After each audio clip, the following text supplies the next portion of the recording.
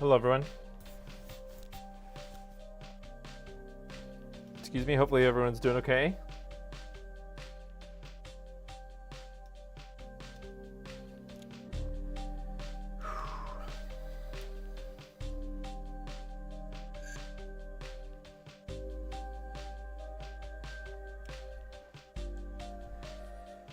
So, I'm a little tired, but that's all right. We have coffee. That's definitely not going to negatively affect me tomorrow.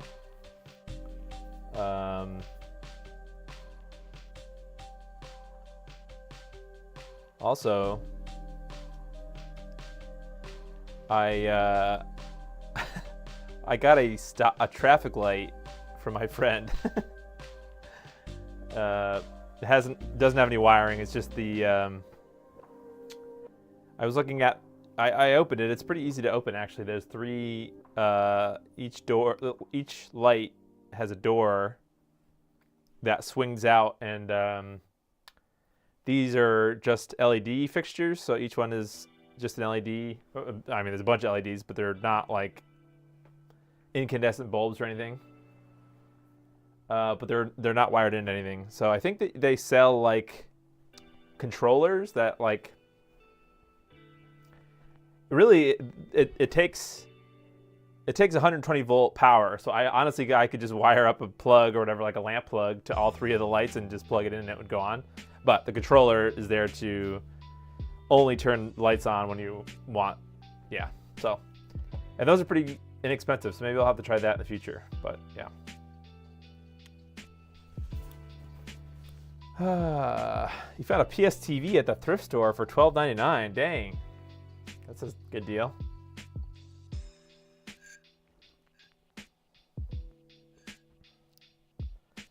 Okay.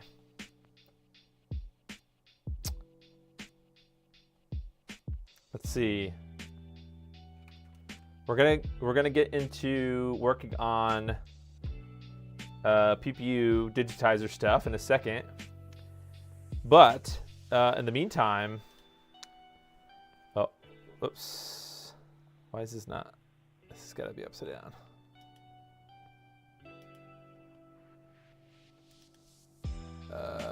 Yeah, there we go.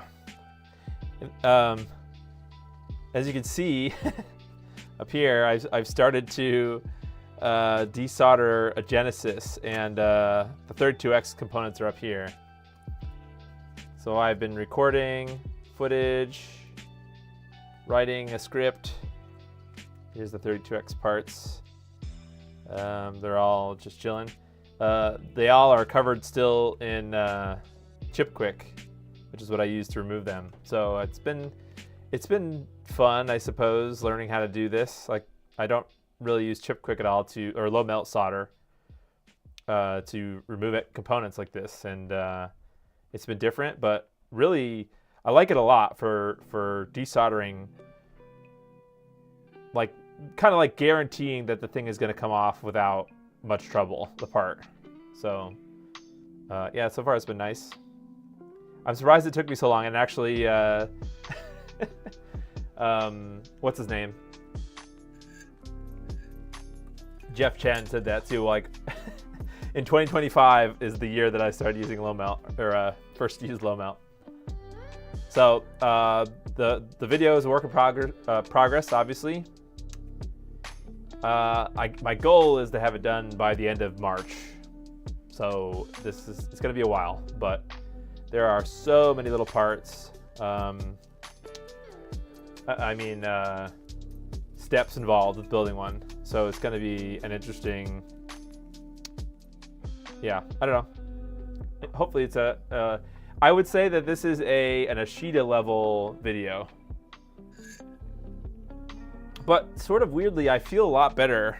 So I don't know, I don't need to. I feel a lot better about making this video. Nah, okay, when I made the Ashita video, I decided that I wasn't going to. So if you have followed me for a long time, you'll know that I used to make these kind of like installation videos where I would do the installation, but then like while I'm doing it, kind of like out loud say what I'm going to do. And I don't now I've switched over to scripting it, like a voiceover, I guess is what I should say.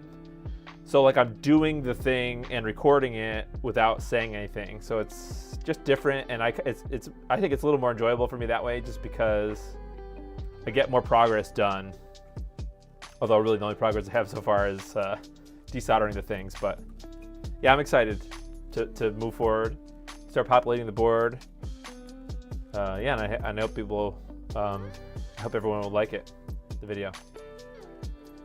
All right, so tonight, there's a lot of things that we can do tonight. I would like to see if my original PPUdigitizer still works. Well, first of all, I want to see if the NES still works. Which I think it does. Excuse me. So I want to see if composite video works still. So we're gonna do that. Then if it doesn't, I don't know, maybe we move on from this console. I have a second PPUdigitizer, and I don't have an NES that's like untampered with. I have my stack. Weirdly, I have my stack of NESs over there, and they all have some kind of like either NES RGB, Lava RGB is in one of them. So it's kind of hard to, I don't know if I necessarily want to add the LumaCode digitizer to one of those, or just start from a fresh thing. So I think something like the Famicom would work. I do have a twin Famicom, but maybe it's better to just do it with a Famicom, because this is kind of a worthwhile thing to do on a Famicom, because it's basically a no-cut digital video output, where the Famicom really doesn't have, there's no like ports that you could, like, unless you actually physically drilled holes and like installed ports, there really isn't a port, which I guess people would do on an NES anyways. But I think LumaCode is cool, and I've seen all these other videos, all these other people doing it. I think I mentioned last week that I saw an Adrian's Digital Basement video where he did this. He diagnosed. Somebody sent him an NES with a PPUdigitizer in it, and he diagnosed it. It wasn't working, and he diagnosed it and fixed it. The interesting thing about that video and that NES was there actually, after the person installed the PPUdigitizer, there was a broken trace underneath it. One of the PPU lines, like just from the PPU vias, one of the signal lines or something, had a cut in it. It was just the trace had failed. So he had Adrian had to like take the PPUdigitizer off and then like inspect the board. I mean, I don't think I'm gonna do anything like that, but it's just interesting. So it ended up actually being an issue. So he fixed that problem with the actual NES itself, but then there was a problem with the PPUdigitizer board that he fixed by resoldering everything. So I don't know where we're gonna get with that, but at least we can start with seeing if the NES still works, the original NES that I got here. So I guess that involves me getting some things.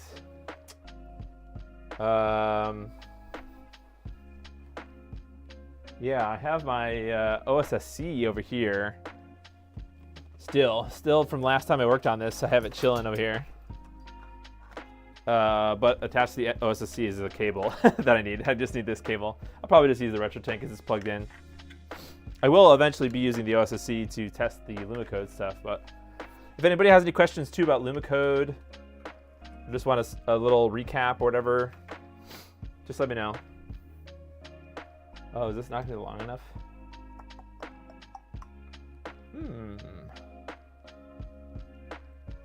Probably fine. Let's see, can I put this over here? Let me put this over here, I guess. Oh, so actually before I even plug it in, what am I doing? Before I plug it in, I do need to, where is it? Oh, here it is, on the floor. The cart slot on this console was iffy, so I have this prototype, or not prototype, but this NES Slot Master that I got from, I don't remember, someone sent me this. Maybe it was the one I got from Laser Bear. I don't know. So I'm using this, and it's pretty reliable versus the old slot. So the reason this is not actually installed in a console somewhere, I'll show you in a second. This slot master, I mean. Well, first of all, the connectors broke here, I guess. So that's one reason I don't use it. Let me just install it here.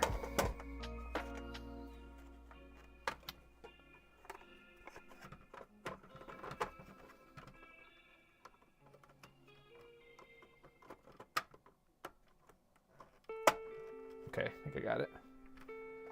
But the 3D print and the PCBs don't line up with the screw holes up here and down here. I don't know, you guys can like maybe barely see where the screw hole is on the PCB and the screw hole on the thing. I guess you're supposed to like push it up or something, but yeah, I don't know about that. So I'm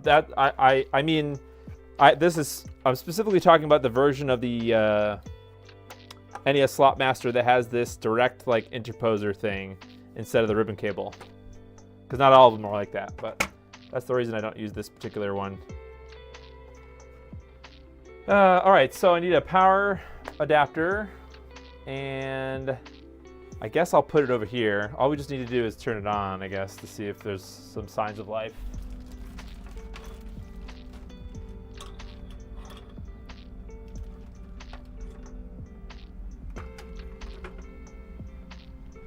Yep, the furnace went on. Okay.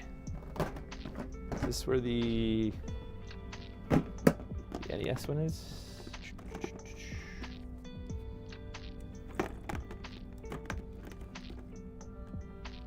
Gotta get my NES thing here. Reflex volt. Where is the one I need? Hello? Are you on the floor? Maybe? Oh, it is on the floor. Ha. This one is for the NES front loader. Nice. Okay. Plug it in over here. Need to get one of the power thingies. Oh, whoops. Didn't need to unplug that one.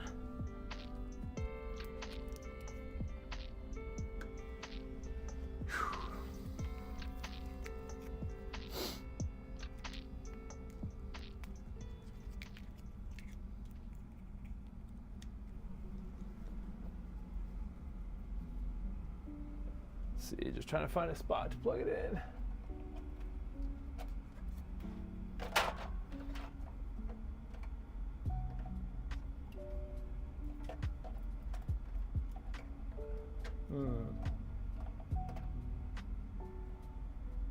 What is this going to unplug?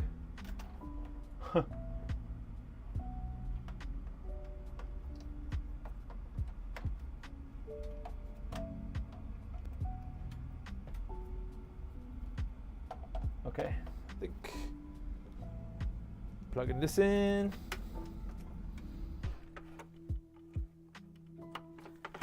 And then my composite cable I just had. Where did you go?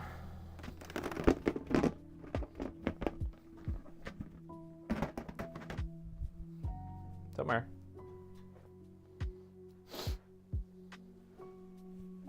Oh, on the floor, of course. Where all good cables go to die. Okay, we'll plug it in the front of the RetroTink.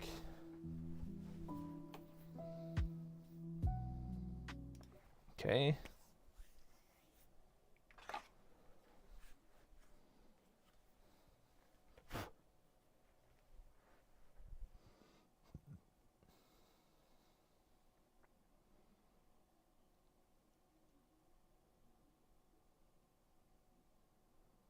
Oh, that's weird. Smash TV network.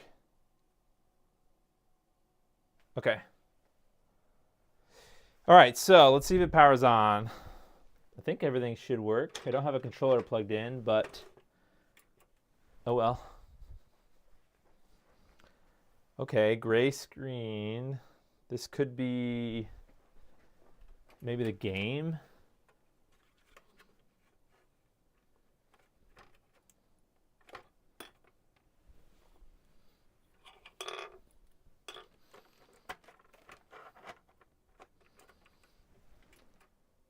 Hey, look at that. Okay, so composite still works on this NES. So now what I'd like to do is, let's go grab that. Let me grab it. I'll show you what I want to do. Okay.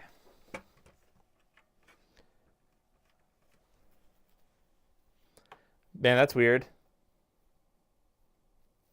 I did start a little late. I started about like right before 9:10 or something. So, but I've been live for a few, maybe 10 minutes or so. Okay, let me show you what I want to do. So, if we take this off again, so now that we know that the actual console works.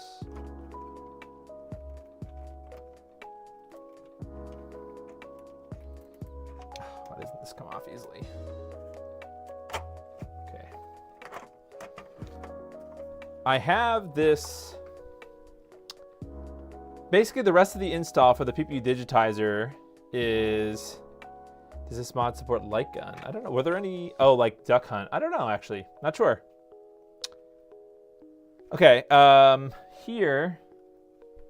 You might not be able to see it, but one says Luma and one says ground. There's two pads there. I'll get the scope out in a minute, but that those two pads get fed to the RC jack over here. We did that last time that we were working on this, but for the sake, and I've since taken it off the wire.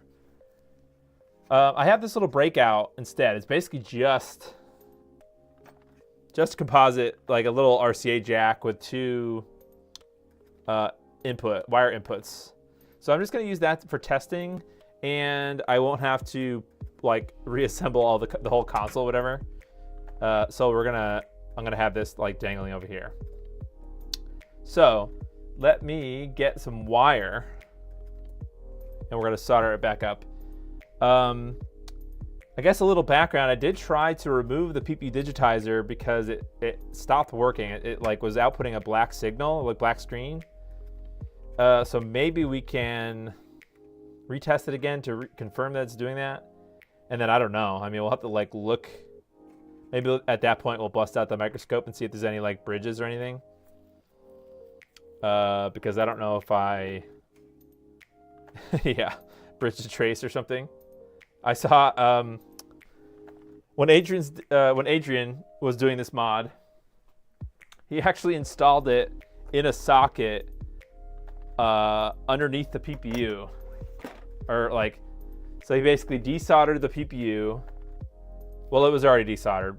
He desoldered the PPU, put in so it would be on the bottom side of the board, not this top side here, on the underside. Put a socket in, and then installed some pin headers through this board, so that and then another socket. So it's like a socket for the PPU onto this board, and then a socket for this board onto the NES. That's funny.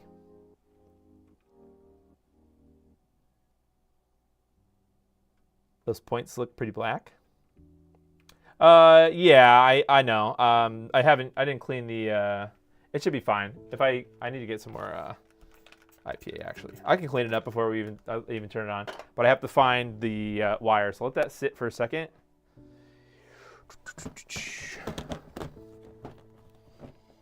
Okay, I have this baggie. This is where all the wiring went.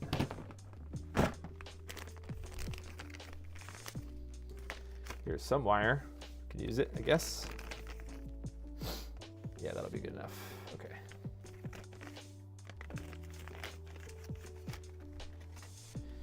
And toothbrush.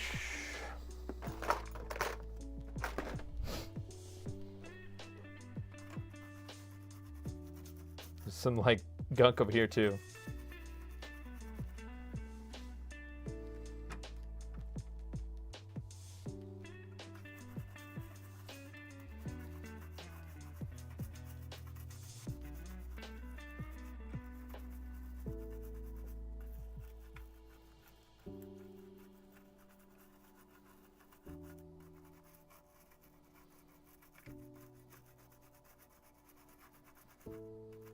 not really all coming off. Guess I could use some ethanol. Where did I put it? There it is. I don't have a little, actually I do. Wait a minute. Is it that thingy? Yeah, I think it is.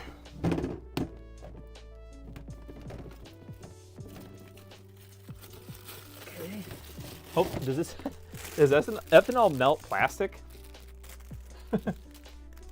Am I gonna have a puddle of ethanol juice on the floor tomorrow? Well, we're gonna find out. I guess it's stored in a bottle, right? In a plastic bottle, but maybe it's not. I think it all depends on what type of plastic.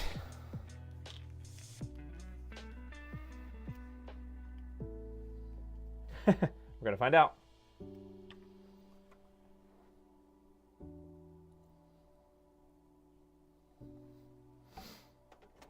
Ooh, stinks.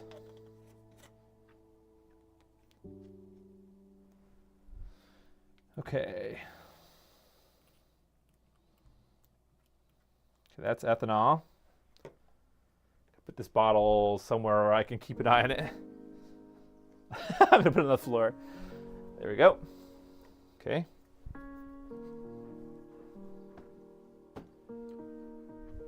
Okay, I probably should switch to the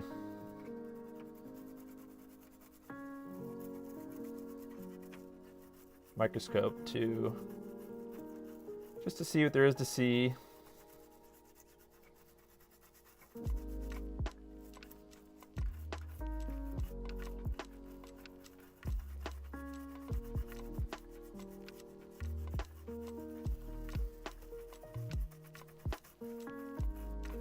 Okay.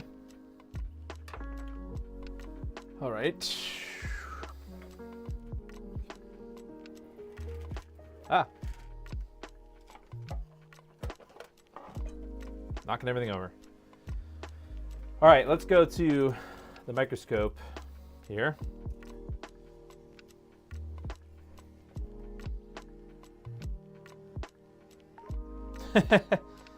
Yeah, just makes a hole in the floor.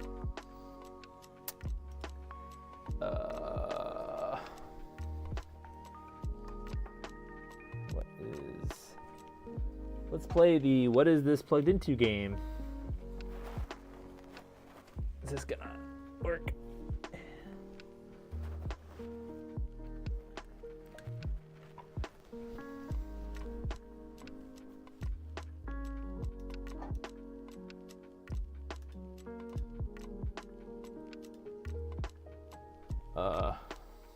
Hello?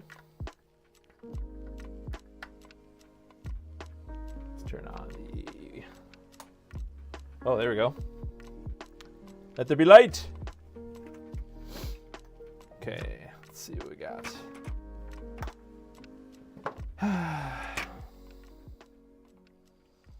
Oh, was that our problem last time? I might have to take this out, this board out. Fine. Oh God. Okay. We're still streaming. Okay. Yeah, I mean, it doesn't have to be crazy. Guess we'll just have to, we'll take a look and see what there is to see. Besides leftover stuff here. All right, you know what? Let's just unplug it.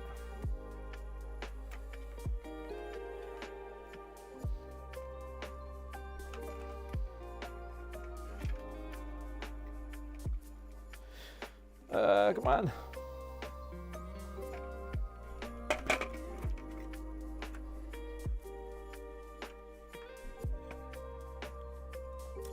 Okay.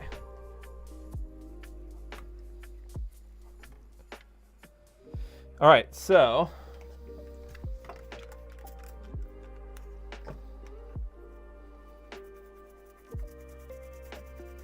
this is IPA now. Let's see if we can get it to evaporate the stuff. ethanol. Or at least push it off the board.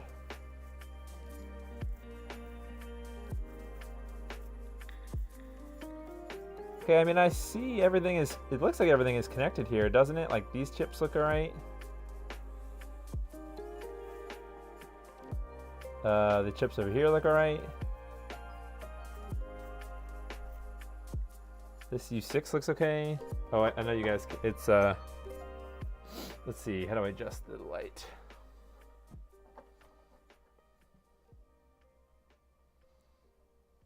Okay. Let's get a paper towel.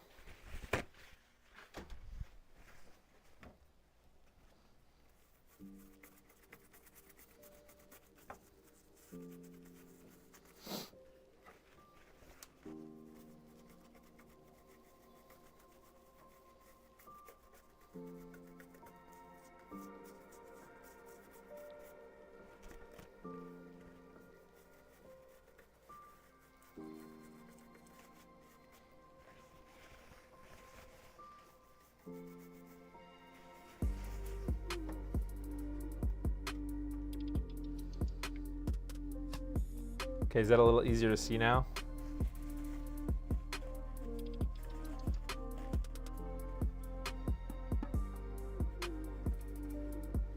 A little bit. All right, let's get some wires hooked up over there. And we'll hook them up to that thing. The breakout. Okay, need my wire strippers.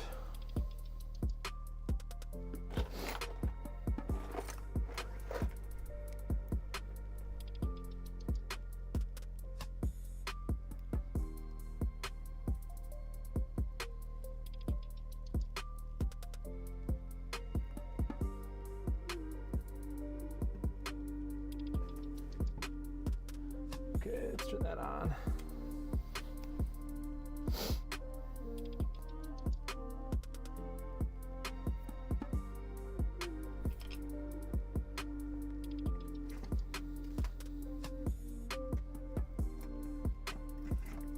Ah!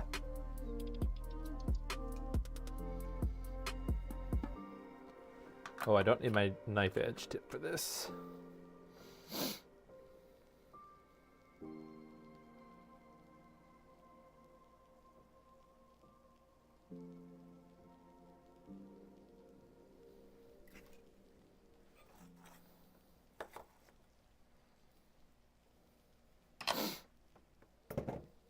Okay. Now we just have to wire up those wires to these pads here.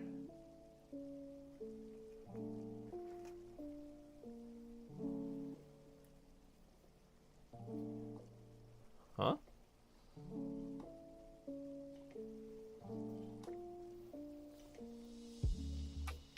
Where's my liquid flux?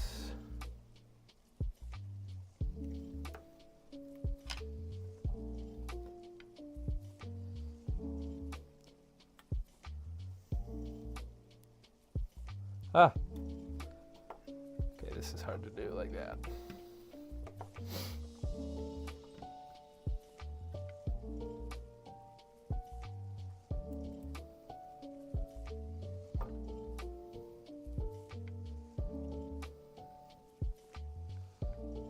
Sorry, I know that ground wire looks like garbage.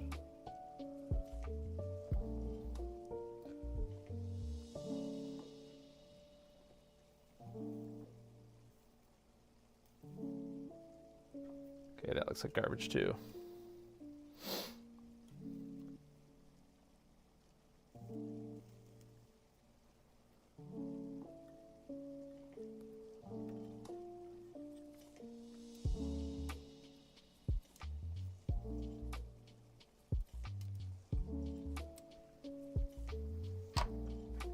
There's my stupid tweezers. There they are.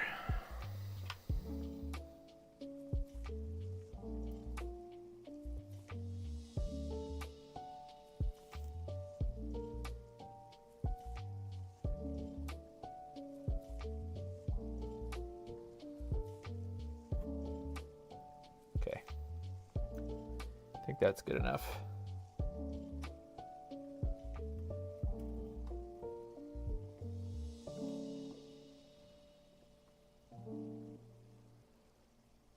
Okay.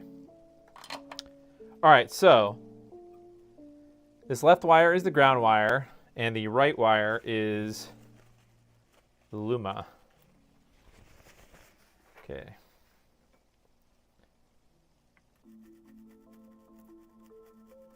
I know it looks kind of bad on the thing here. Okay, fine. All right. Now I have to repeat the same thing on the other end.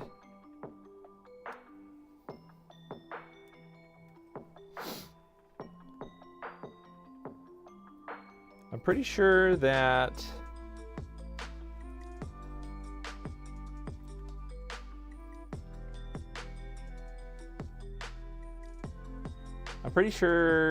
this wire, this connector, this one here is the ground one because it's connected to all the ground shielding. So I'm gonna guess that this, oh, hey, look at that. It's labeled on here. And I think I even might have soldered the wires directly there, but we're gonna use the screw terminal things.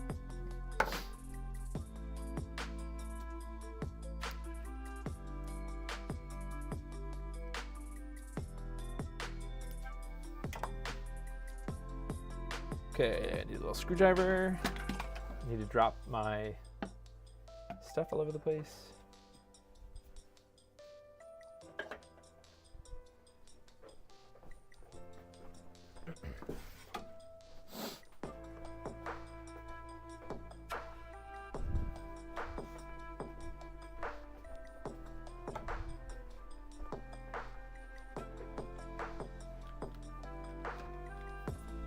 Okay, so need a screwdriver. Where's the screwdriver? Oh, it's already out. Okay.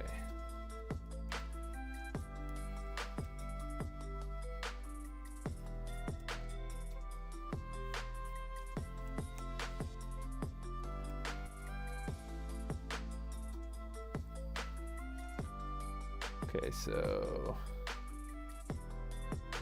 ground goes to ground.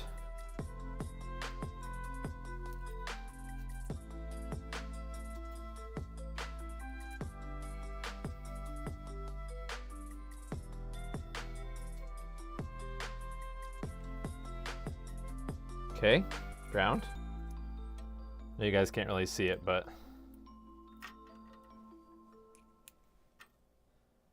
it's going in there, ground.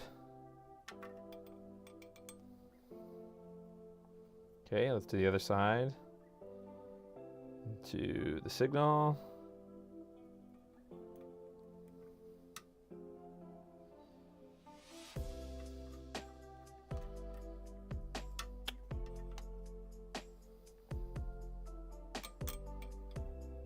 Maybe.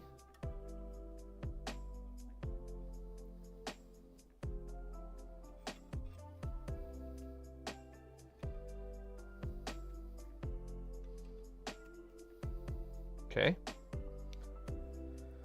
All right. I think I'm done.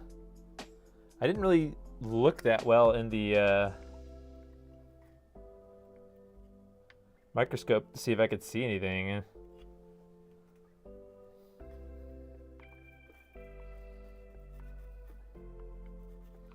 Just as long as there's no shorts, but yeah.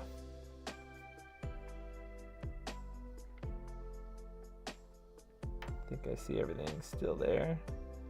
I do see the little tiny solder blob there on that capacitor. I think it's fine.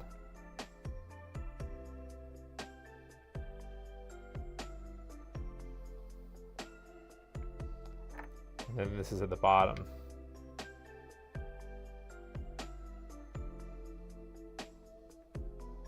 All right, fine. All right, so what can I plug in?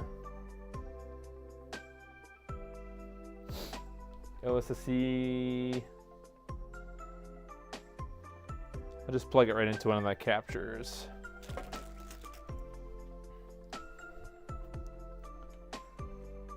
Okay, so now we take that same composite cable from the RetroTink. Actually, I'll switch over to, before I do that. Yeah. Oops. There we go. Okay, so now here's the situation. Break it. One of the U6 legs has a funny color. Okay, let's take a look.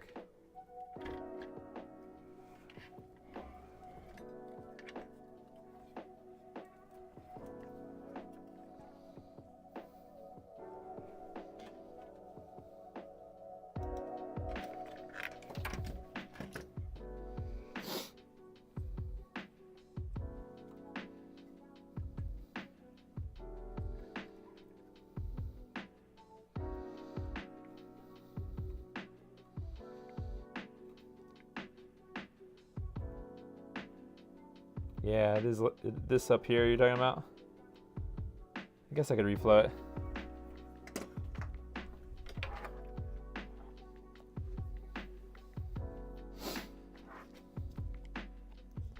Hey, Belmont. Oh, I don't care about you. Hello.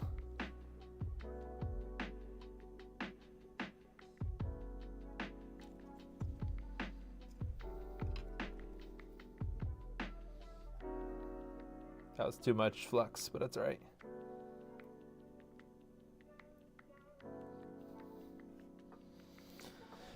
Well, while we're here, ugh.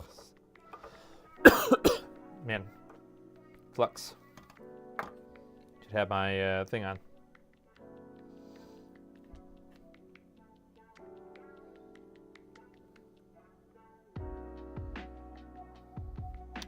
Let me run some new flux or new solder. It might be, this might be, it's a possibility of this being lead free.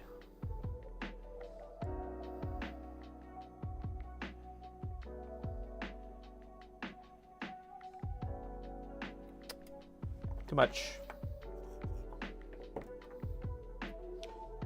Too old to begin the training.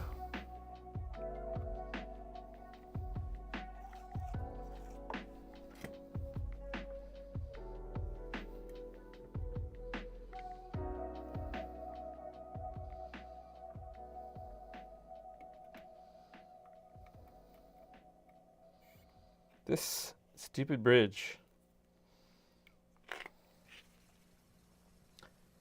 No such thing as too much flux. Hey, Obi-Wan.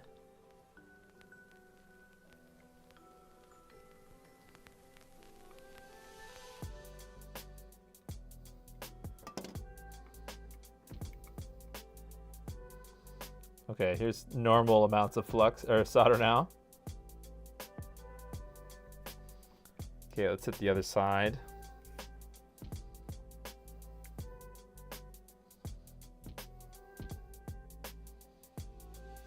Okay, I think that's good enough.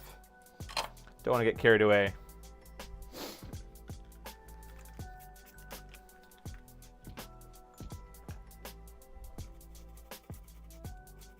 Hey, Razor. Oh, hi. I acknowledged your comment earlier and just didn't say your name.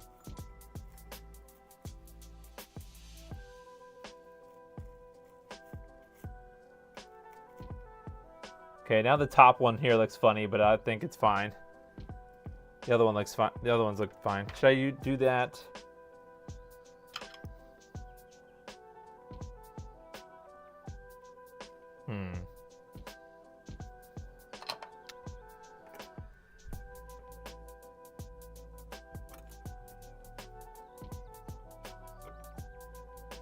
Okay.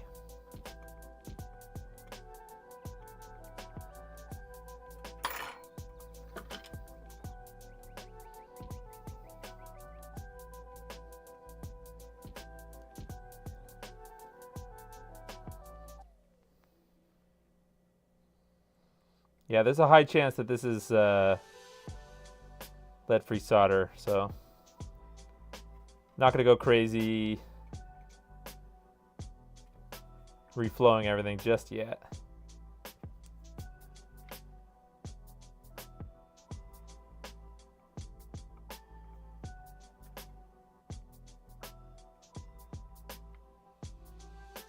As long as there's no major bridging or anything. There are these little solder balls everywhere. That could have been from me when I tried to desolder this with my hot air gun. Didn't work, as you can tell. It just kind of lives on this PCB now. All right. Let's get things ready. Oops. This way. Boop, boop, boop.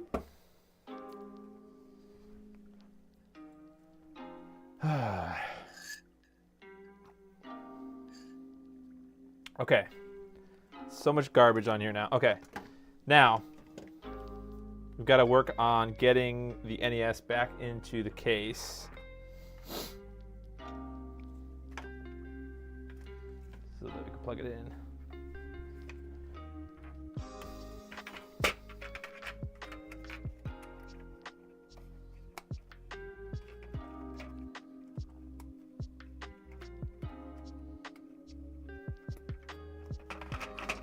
Okay, good enough. That's gonna hang out over there.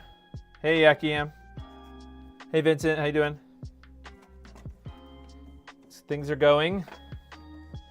If you can't tell, I have some desoldered chips from a Genesis here, and the ones from a 32X are above. I've been working on the, if you missed the beginning of the video, I've been working on the Neptune video. So, still a ways to go. All right, so let us now, it needs power, but I can do that in a second. Let's plug the RCA cable into the LumaCode output from the digitizer. That goes, I believe that goes into the green input on the OSSC, for green for Luma. Okay, now I need an HDMI cord. And to plug this in. Okay, plug that in. Now I need a cable. Is this good enough? Could be.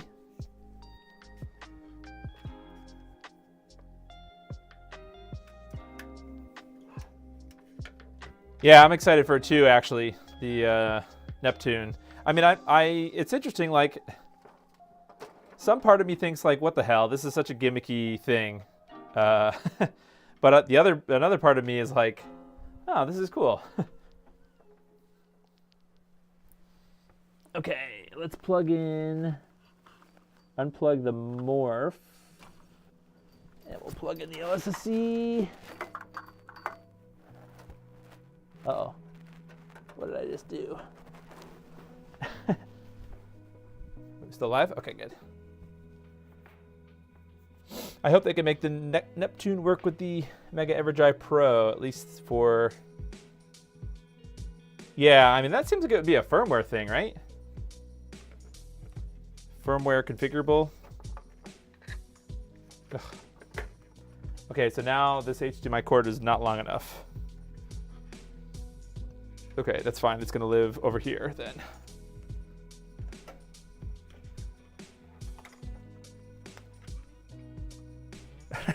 Well, the ethanol has not eaten through a hole through the thing yet.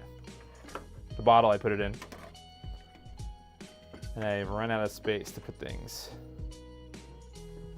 Okay, fine. Oh my God.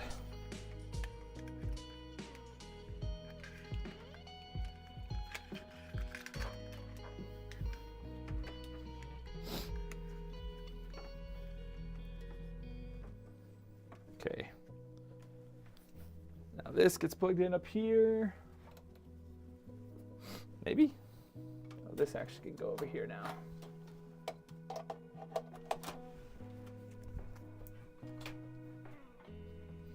Okay. Okay, NES has power. LumaCode thing plugged in. Can't use Sega CD function on Mega EverDrive Pro if 32X is present. Ah, interesting. Okay. Let's check it out. So let's turn on. Oh wait, I need the cartridge adapter so I can plug the game in. Here it is.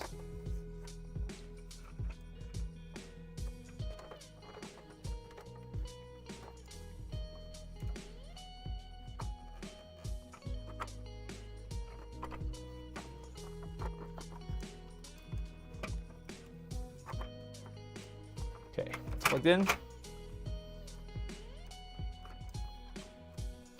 Okay, things are plugged in.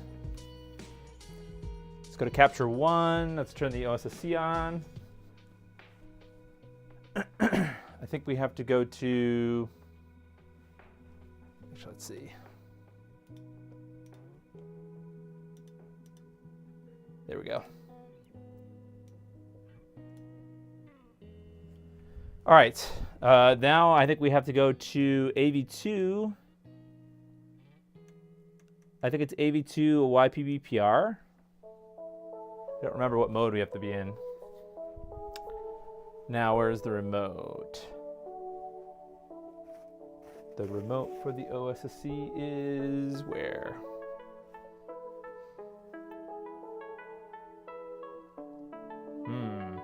That's a good question.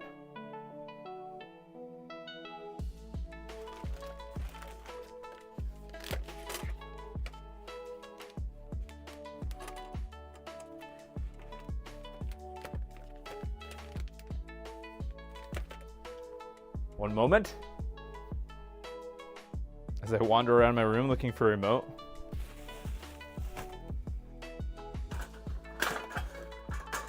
Where could it have gone?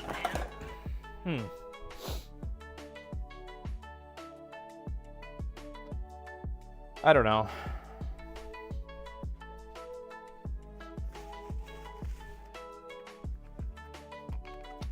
Not there, it's not there. Did I put it back, maybe?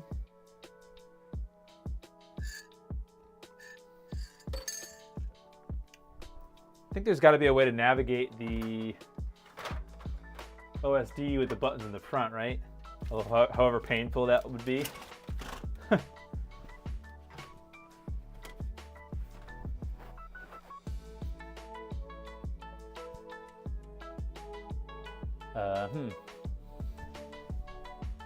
Okay, well, that's annoying. Where did I put this thing? Losing things.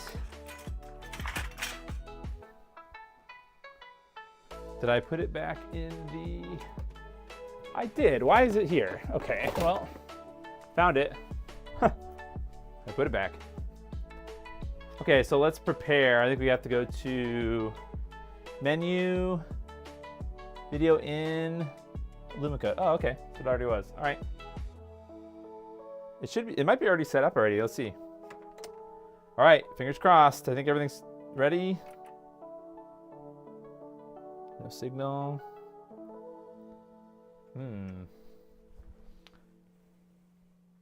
262p it says on the thing. Now I know there's a bunch of other settings that need to get set too. I guess we could double check.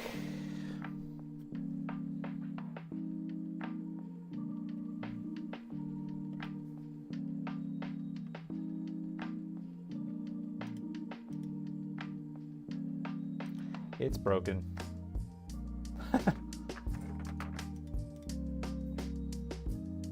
Let's see, PPUdigitizer, NTSC, NES.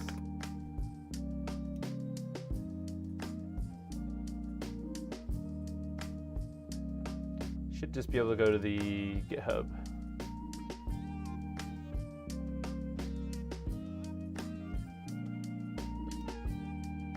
Oh, where's my camera?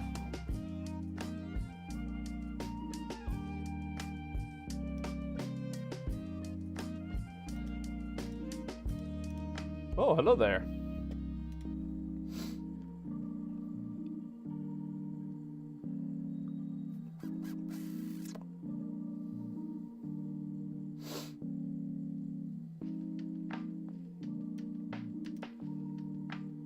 Yeah, hey, that's the thing about Adrian's digital basement where he put both things into socket.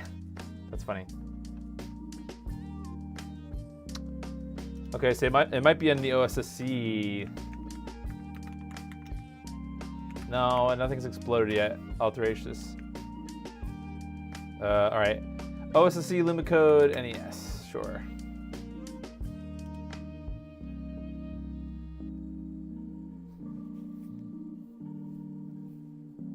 Okay, so let's say this doesn't work. Then what? Should I try the other PPUdigitizer?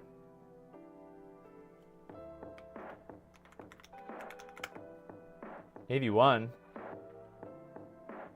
Are you sure about that?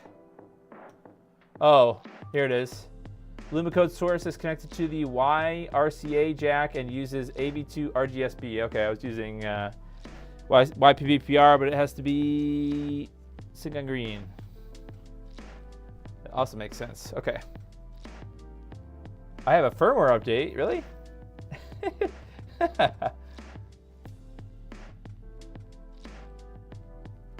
Okay. All right. Cool. All right. AV2. We're on AV2 RGSB. Okay. Do it. Switch back to this. YOLO. What does it say on the thing here? Well.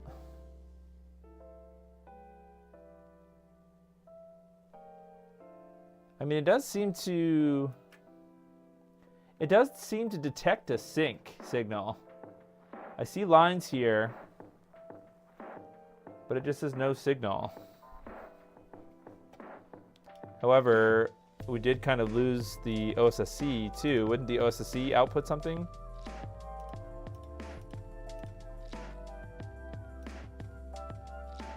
If it ain't broke, don't update it. Yeah, true. All right, let me try toggling the OSSC on and off. Okay. We're not in the right thing here now. Wait, we are, aren't we? Let's go to RGSB. Go. Yep, see no signal. Okay, well.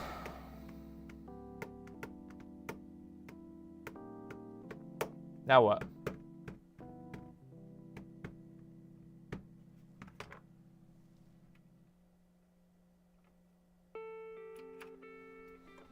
Guess I'll plug the unplug and plug the cartridge back in. That worked one time before.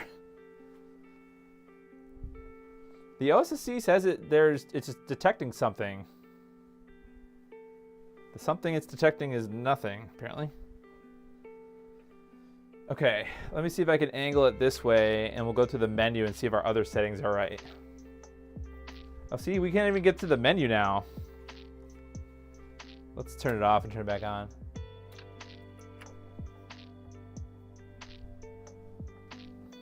Okay. All right, let's check all these settings here.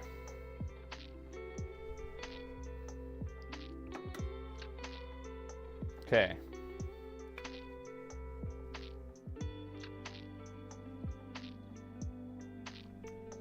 I think maybe all these other settings are messed up. Wow, there's a lot more settings here now, isn't there? A lot more information here. I don't think all this was there.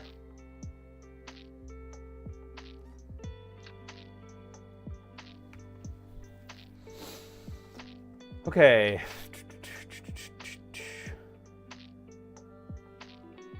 Let's okay, so we're in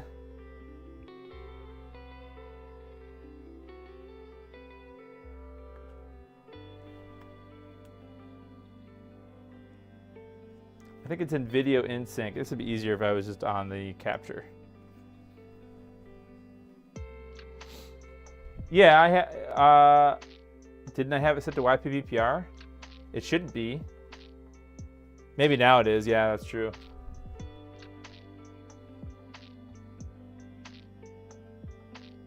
Oh, what the heck? Okay. I don't want to turn the NES on because then we don't get any this screen goes black and I can't see the the window here. Okay, so we're on NES LumaCode. Are there any other settings here that we want to mess with? No, I don't think so. Go back.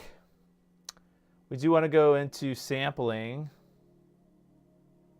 Let's see, controls the sampling. Oh, never mind. I see. That's another part of the. It's another part of the documentation. This is not how you set up the thing. Okay, so use the 256 call preset. Fine.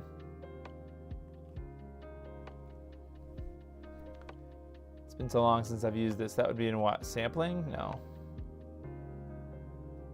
Output.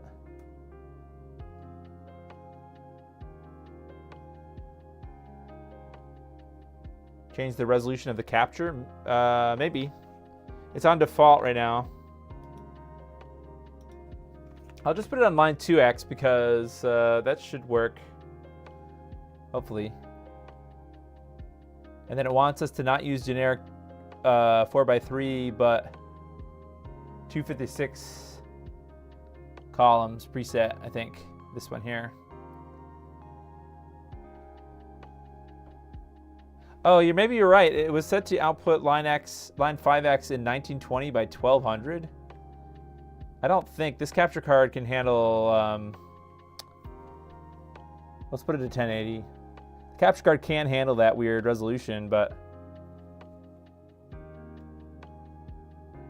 okay. Well, let's try it again now that we're just in 2x mode. See, we keep getting this no signal and it just goes away.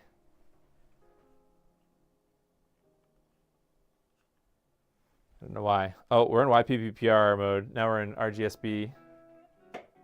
Still just goes away though. Even if I turn the NES off. It is detecting a sync.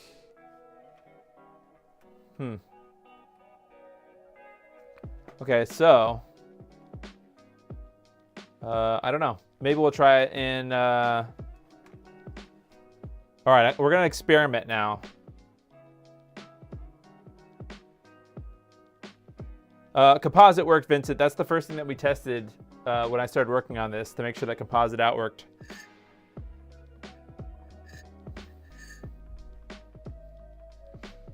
Let me just double check that I have everything plugged in correctly. This is there. This is there. Yeah, I don't know. See, now I can't see anything, even with the thing unplugged. Unplug the connector? What do you mean connector?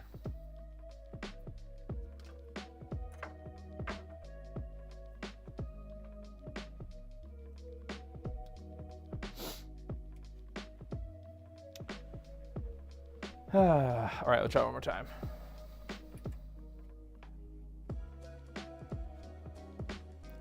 Hook composite to LumaCode. Hook composite to LumaCode. Did that work?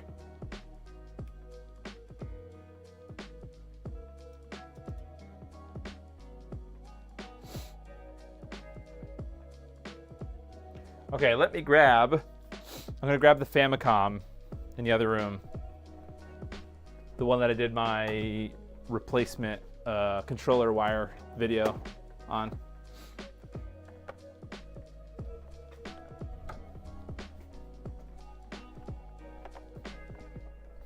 Should work, right? Check the hertz rate. Okay. Well, the only way for me to do that now is to reset it. If I can get to the settings menu, I could save this as a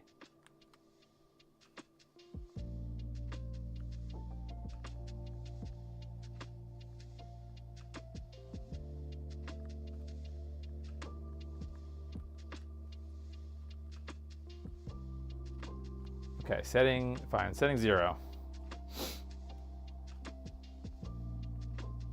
Okay, now I can restart it and actually see the menu.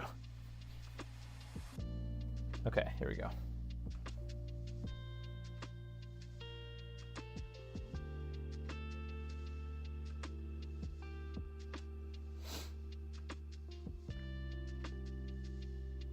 Okay, I think we need to go into sampling.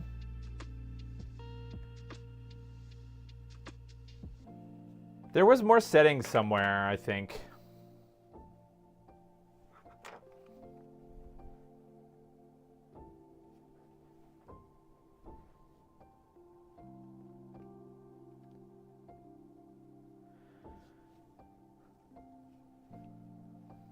Let's see.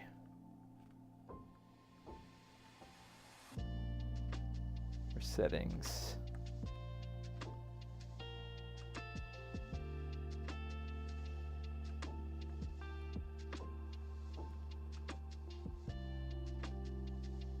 Okay, it did not save the settings whatsoever.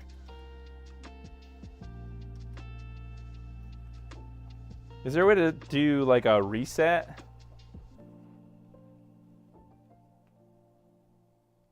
Can I like reset all the settings from here? Reset settings, there we go. Okay, fine. All right, now what? Let's see. RGSB. Okay. Now from here, turn on NES LumaCode. Okay. Now without changing any other settings, wait, I do want to use the, let's just keep it on line 2x, but change to the 256 optimum. This is what the, I think there were other settings that need to get set. But let's see if this this works. Ah! Okay, interesting. So it sort of works.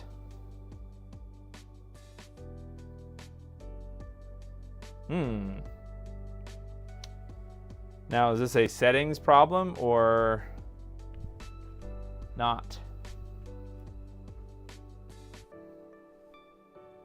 Uh-oh. Okay, let's see. Now, let's see if I can find the other. It was like OSSC, LumaCode, NES settings or something. Super LSD Bros, yeah, pretty much. Oh, someone asked 3 days ago for optimal settings.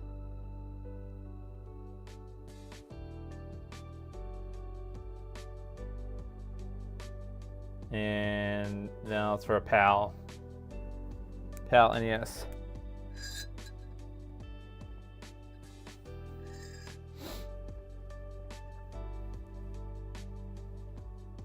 Okay, video in, processing. What?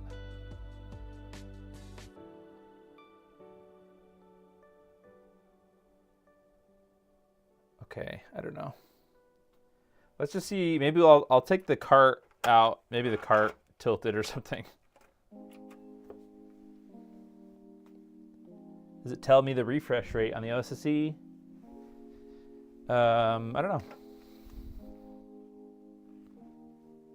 Yep, 60.9 hertz.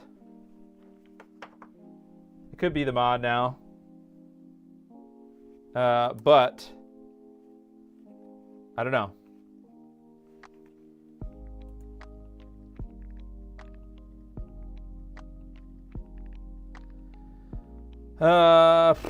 Okay. Let me turn this off here. I don't know. I guess for ha-has, we can install it in this Famicom, or at least see what PPU version the Famicom has. So let's unplug the NES for a second. I'm pretty sure that the last time I tried to use this Famicom was with RF, so I think it works because it was it's the Famicom that I used in the video where I replaced the wiring. So the hertz is set wrong. Yeah, but why wouldn't it be out of the box compatible? I wonder if there's a firmware update on the digitizer. Can the hertz be changed? Probably.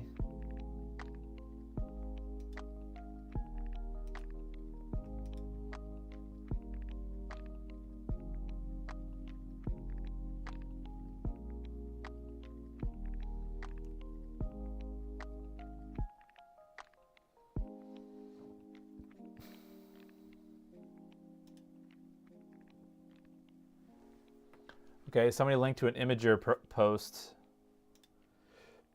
about how they set it up. So reset all settings, turn LumaCode on NES. Ooh, is there a new update that has NES palette info? Interesting.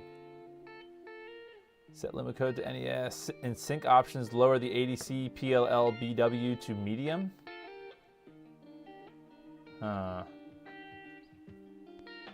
Okay, there's a newer OSSC update.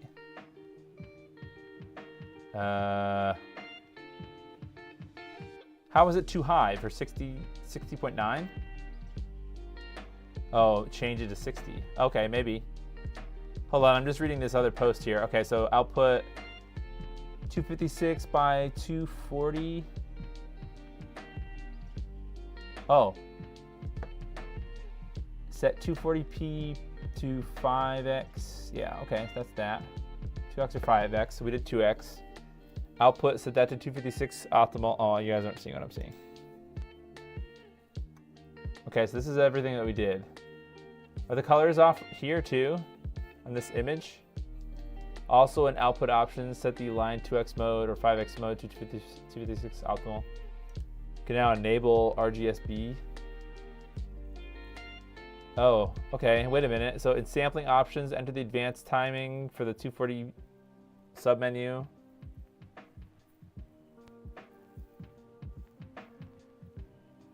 Set the sampling phase until the image is mostly stable. Okay, let's try that.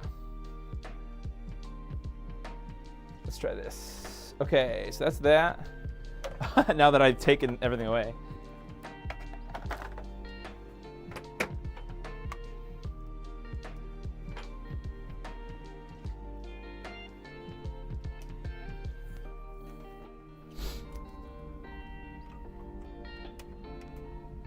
All right, so that's that. Let's go back to our capture.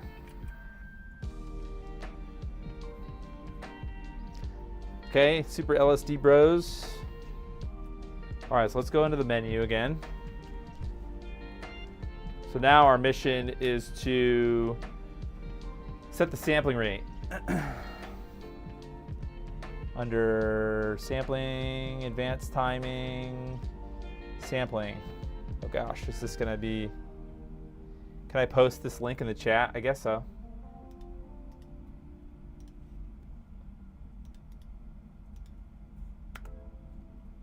Okay, I'm going one by one to the left.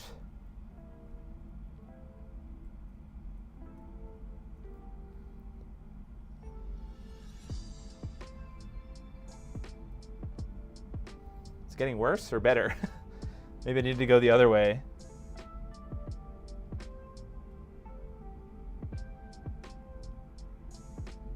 Does this show what this person's was? 341? Okay, maybe I'm going the wrong direction.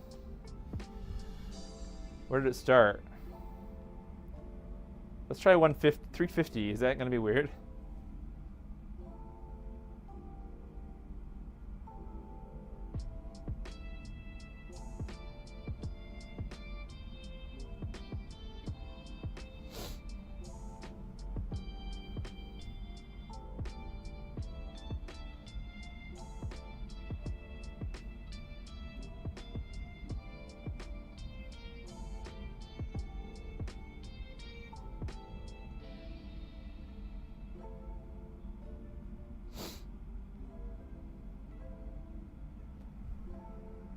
Okay, that was 340 where we just started.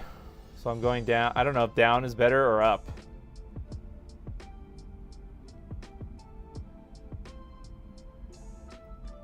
$282. I'm sorry, guys. Don't look. I saw something like, it's like a good percentage of my audience actually watches my videos on their TV. So if you're watching this on your TV, RIP your eyes. Okay, I think I have to go other way. All right, let's try. I don't know why Vincent said 380, but we're going to send it.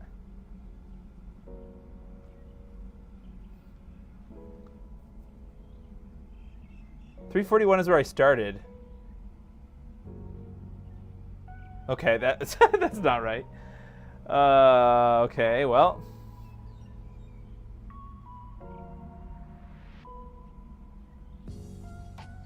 Oh, they changed sample phase, not this, not the sample rate. Let's see. So put this back to 341, which is the stock. Okay, now go down to the sampling phase.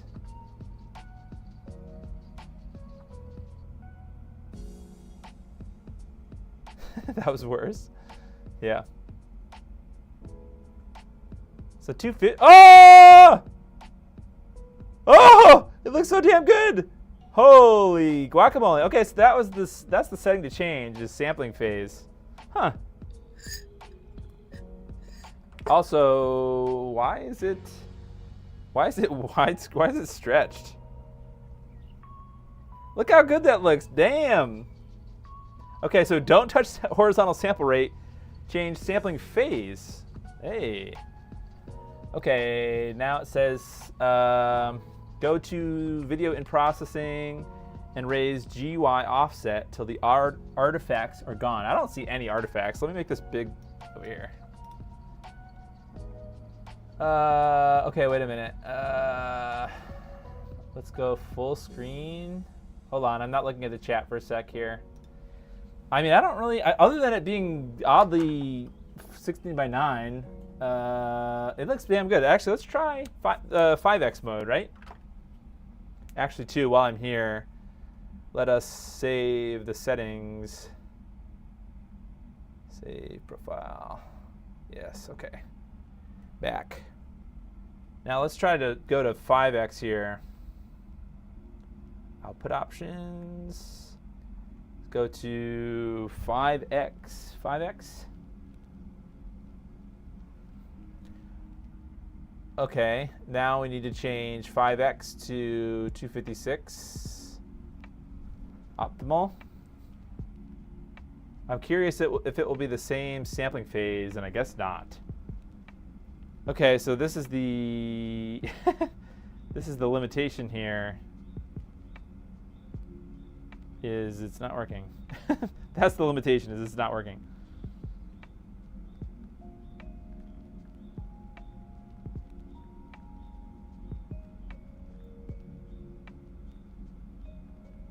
Hold on. Going back to 2x. Maybe I'll recover that. Okay, good. No, I don't think Morph supports LumaCode. Well, obviously the Morph doesn't have any inputs yet. So I hope when the bridge comes, maybe they can work on getting some LumaCode support. That'd be cool. And I don't think RetroTink supports it either. Oh, change to 4x3 output. Where is that? Let's see.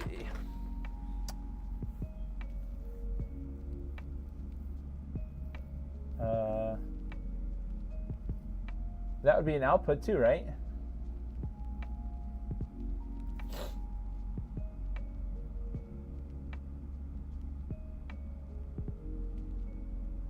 Oh, you know why? Because if we're in 2x mode, that's only going to output 480p. So it's actually on the capture card. Let me see. How am I going to do that? How am I going to change that? I think there's some kind of a filter or something. Let's go here, properties. Nope. Right click there, filters. Let's go to scaling / aspect ratio. Resolution 4:3.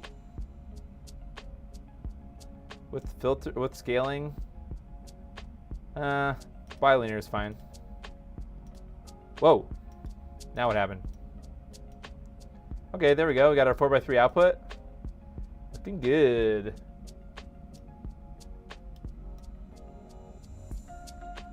Cool. Well, it's working. Not with 5x mode, but it probably needs a different sampling phase. That's probably why it doesn't work. But why like super doesn't work, I don't know. On the TV, it looks fine. I mean, the colors look like I don't know, like NES RGB palette or something. You know, it's got the weird purpley screen, right?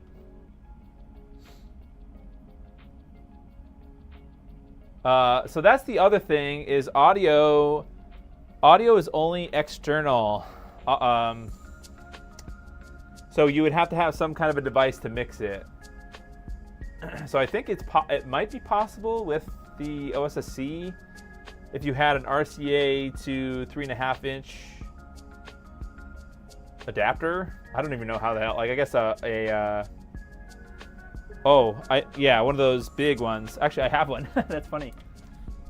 Like this. I think you could get away with this, right? So you plug. Actually, let's try it. I don't know what the setting would be. I think that this is the audio. Maybe not. I don't know. I'd have to look it up how to pipe it in. But yeah, unfortunately, it's not through the LumaCode. I mean, I guess that's sort of obvious, but let's try it. I guess. Actually, let's see. Is this going to be able to be output to the TV? Yeah, I think so. Let me turn my TV on here. Because the OBS preview window, it would be Lagsville. All right, goodbye, Famicom. I don't need you right now. Sweet. Okay, so the whole last time I was filming this, I probably was changing the wrong setting. I was changing that horizontal sample rate and not sample phase.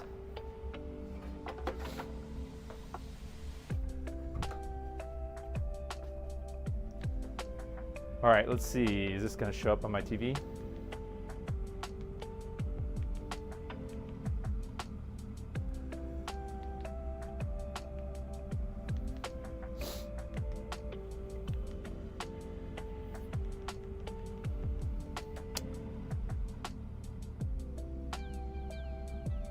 It should be outputting, right?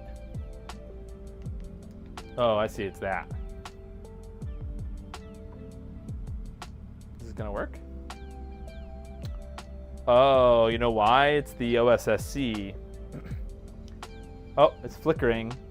I don't think that the OSSC in 2x mode is compatible with my C3 or my C2 OLED.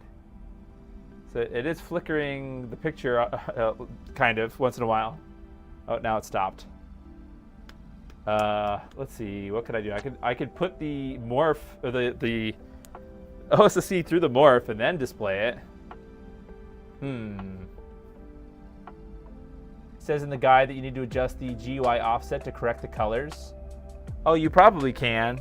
Well, it says till the artifacts, quote unquote, are gone. Even with the GUI offset, I get artifacts. What does that even mean? Completely removes them. I don't see, unless I mean, are they talking about like some kind of like ghosting or jail bars or something? Because I don't see anything.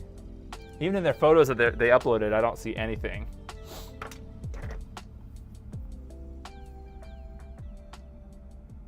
I wonder if PPUdigitizer cuts the side parts where the NES shows artifacts in some games. Oh yeah, you mean like the RAM thing for the Genesis? So I do want to try it connecting. Well, should I try changing to 5x mode again and then messing around with the sample rate again? It seems probably unlikely to work. I also have my RGB to HDMI mod and the appropriate connector for this, but I would have to update the firmware, I believe, on that if I was going to use that. But that would be worth looking into. Okay, so now I can actually save this other PPUdigitizer for the twin Famicom. That'd be cool. All right, so let's. I'm gonna pipe. Let's pipe this into the morph.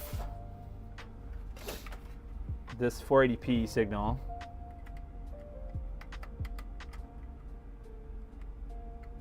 And then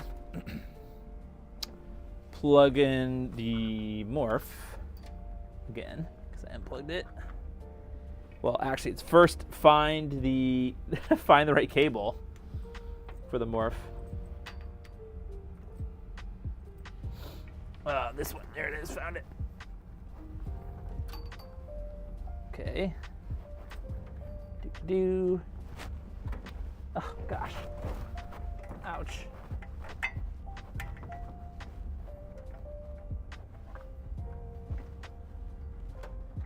Okay, that.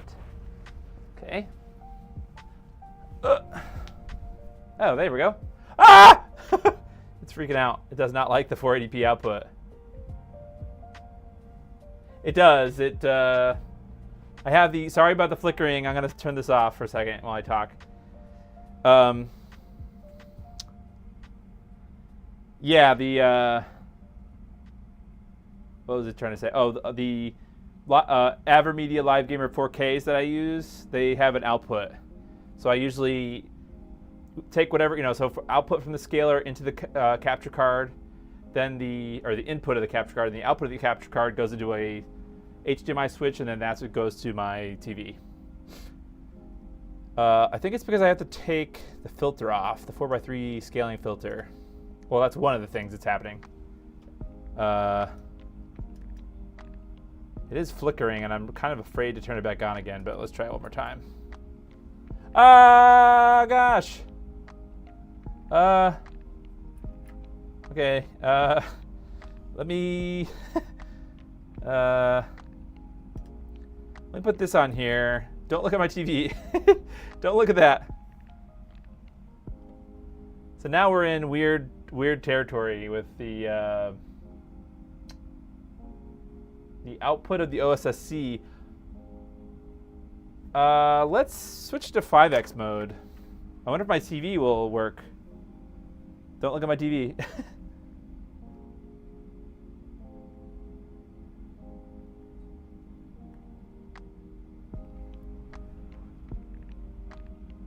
Hey, it's sort of working here. The morph kind of detects some video. Huh.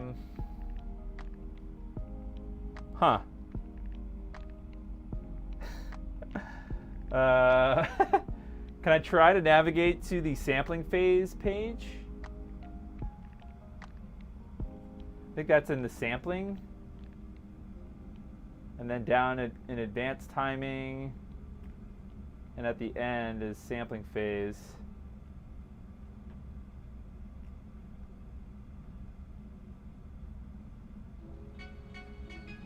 Oh gosh, this is making it worse, isn't it? Okay, nope. We're getting significantly worse. Okay, so I'm gonna not. Oh, actually, I need to turn it to 2x mode again. Output line 2x. Just for ha-has, actually, what does 3x do?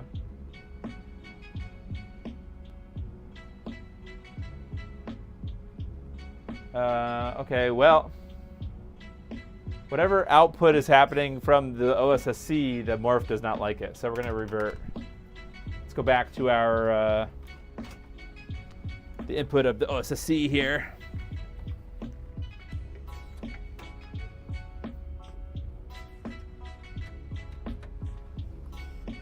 Okay. Hello. Hello there. It looks sus on the TV. Okay. Does the capture work? Okay, somehow now we knocked it out of...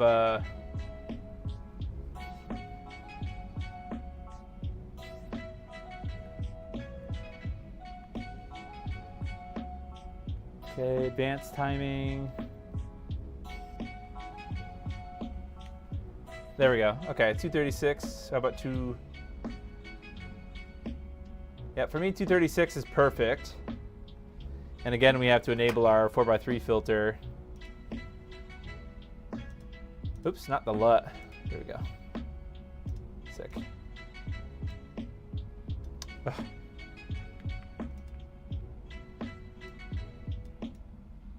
Okay. Yeah.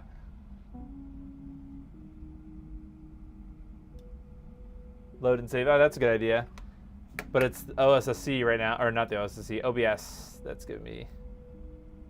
Okay, well, I can't exactly use it because my TV doesn't like the 480p. I'll give it a try. I mean, I guess I can't give it a feel for how good the latency is. My guess is that there's some combination of something, sample rate maybe, or other timings that will get 5x mode to work. But it did not like it when I initially did it. Maybe I could, yeah, I could fix it by mashing all the buttons. I don't know what to do now then.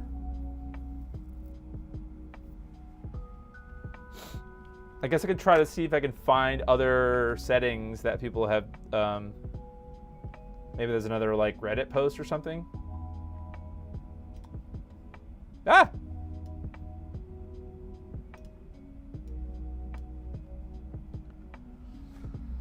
Okay, let's find another one. Give that an upvote. Oh, I'm not even logged in. Try generic 4x3, okay.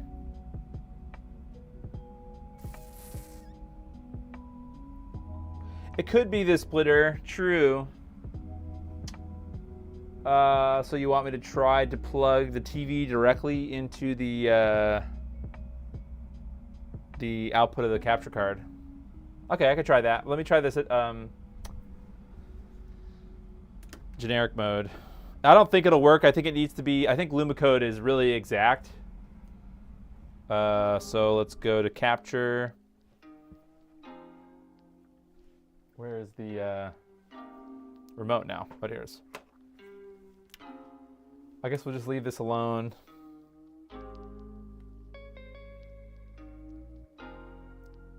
Change this to generic 4x3.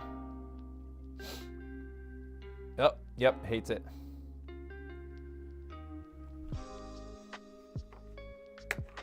All right, let's see. Should we try plugging it right into the TV?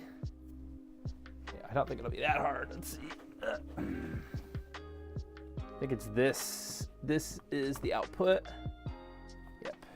Let's take this. And then we plug this directly into this. All right. Is that doing anything? Oh, it's off. Huh.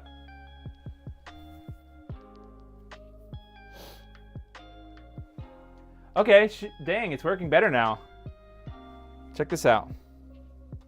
So it must be the HDMI cable I've been using. So it's not in 4x3, so we would have to change my TV.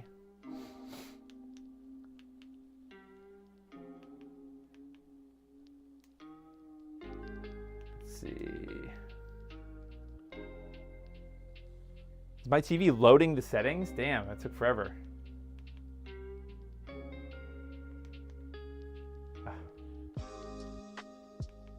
Oh, here we go. Aspect ratio.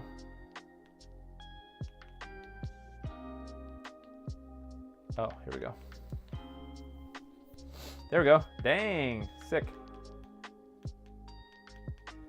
All right, let's get out of here. Get out of these settings.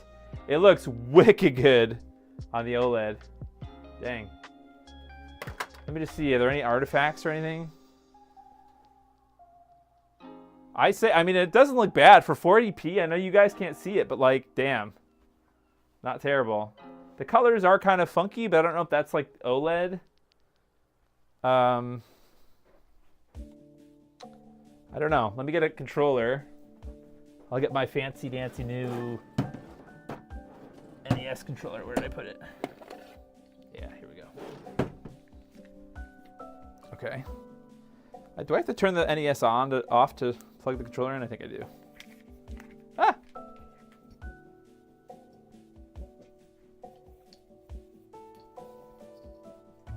Punchy green. Yeah, the green, it's green AF, man. It is very green. All right, let's turn this off.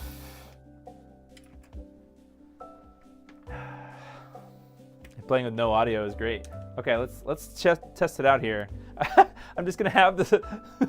This is ridiculous. Okay. This is definitely that scene from The Office where they all look at the TV on the wall. Oh, is there a palette thing in the OSSC?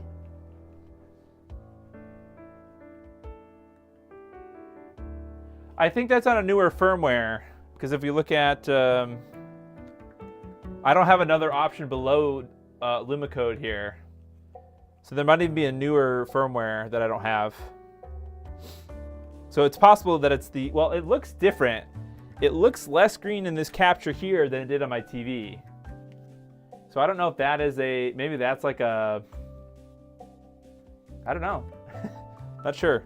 It looks better on the capture is all I can say. Okay, let's play a little game. Little Mario game here. It doesn't feel very laggy. I mean, you guys can watch this, but I'm gonna play it on my TV here. Oops. Immediately died. Great. Skill issue. So now I've got to reconnect this wire to the RF modulator too.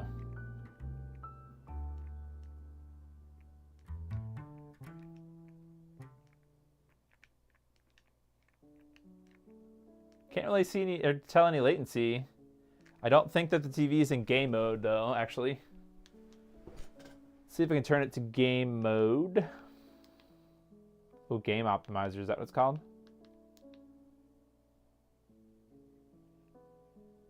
Okay. Game optimizer. Oh, it's already on. Okay, low latency.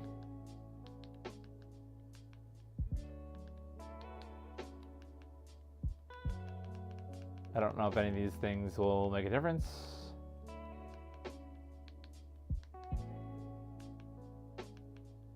I don't know. Forget it. Forget it.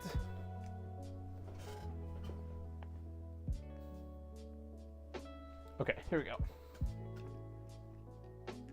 Sorry, I was just trying to change settings on the TV.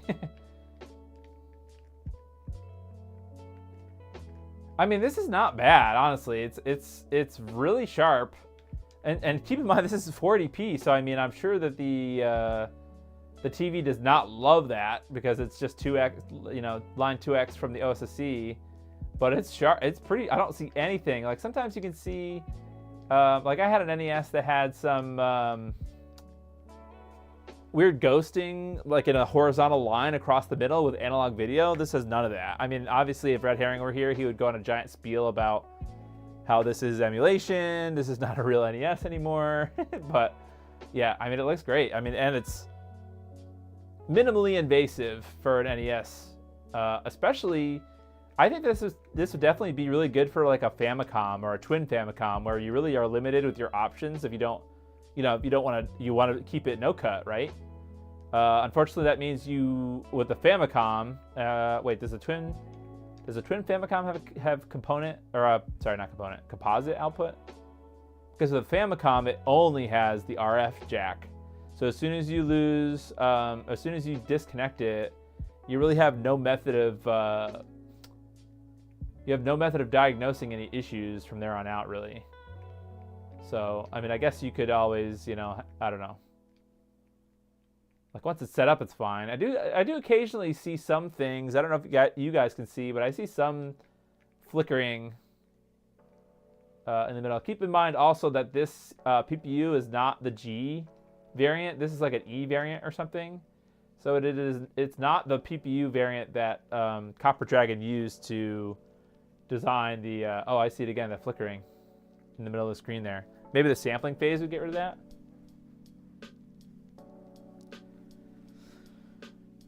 You can't live with that black frame insertion. Yes, red hates fun.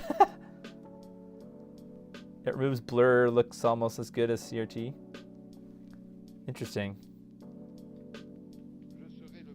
Yeah, that's what those settings were on the RetroTank that turn the brightness up or whatever to let you counteract the gamma loss by on TVs when you do like black frame insertion or whatever.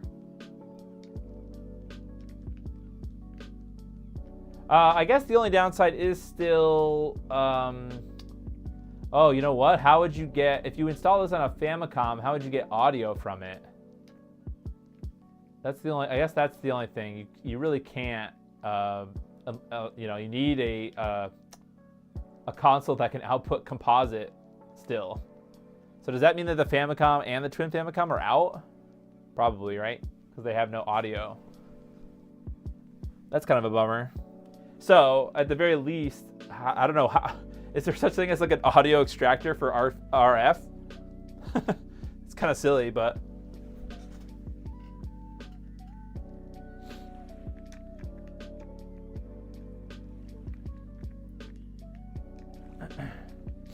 I don't know. You'd have to have a separate, or I don't know if it's possible to do streaming audio over the LumaCode signal, in addition to the LumaCode signal, I should say. Probably not possible. Ah, really? Got blocked.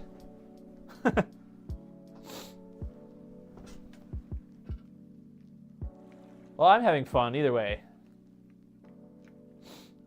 It's probably only, you know,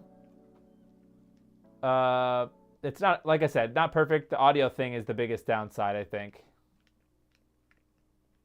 And other than the fact that you need a specific, right now, not every device supports LumaCode, which hopefully will change in the future. But right now, you really need an OSSC or the RGB to HDMI to take advantage of it.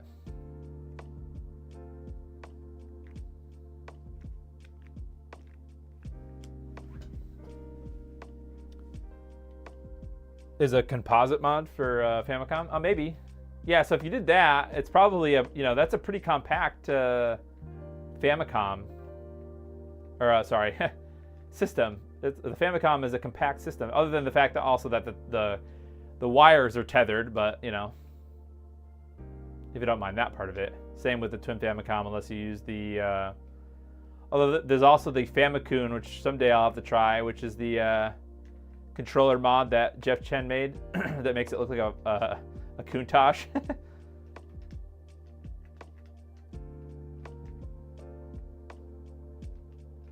Ah, stupid bullet bill. The AV mod is hella small. Or maybe there's even like a little like Genesis 2 thing. Well, basically you just need it for the audio. So you gotta somehow externally mix the audio into your video here to get, yeah.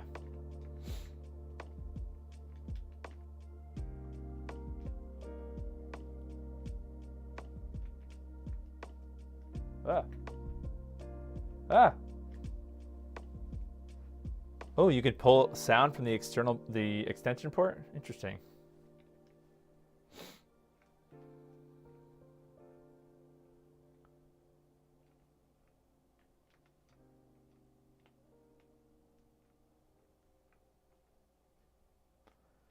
I actually will be sending a second OSSC that I have to Zaxor to mess around with because he has some PPUdigitizer stuff.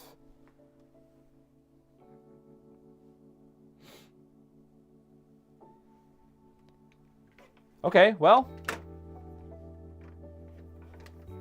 I guess this is mission accomplished. Surprisingly, in the 11th hour.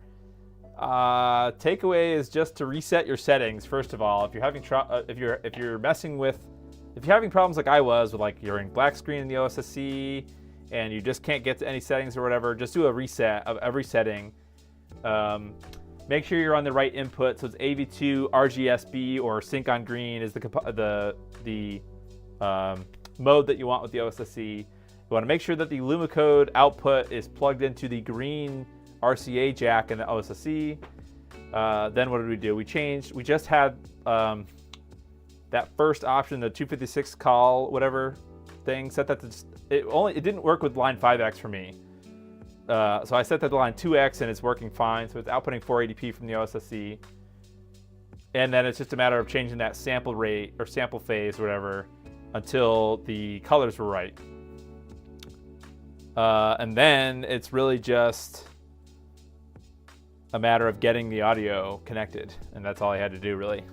Check out RGR's Famicom Composite mod. I think it's one solution that could work. Okay, let's see.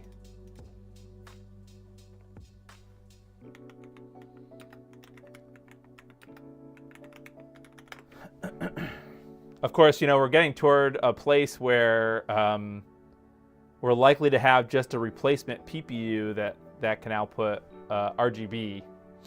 Not digital. Well, it could be. Maybe it'll be digital. I'm hoping that there's just going to be an HDMI mod eventually. This Famicom composite adapter. Oh, okay.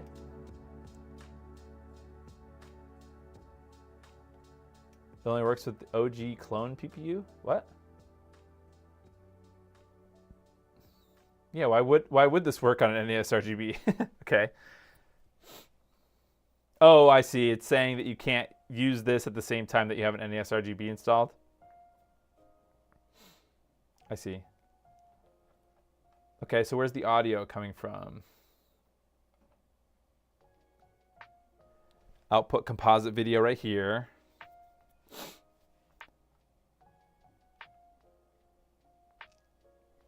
Let me just make sure I have that right.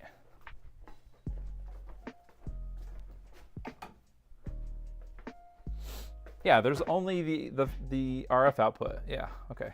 I'm not crazy.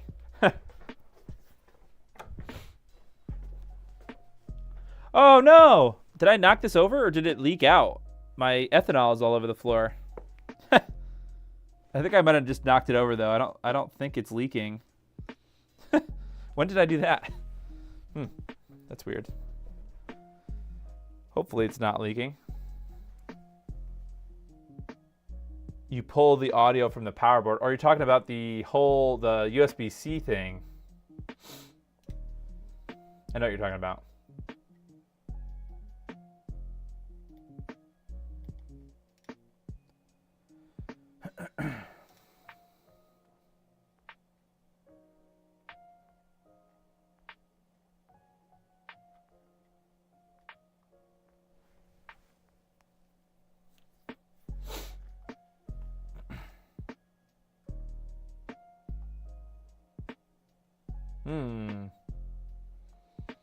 This thing.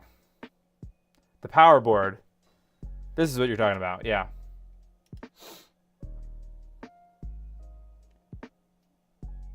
So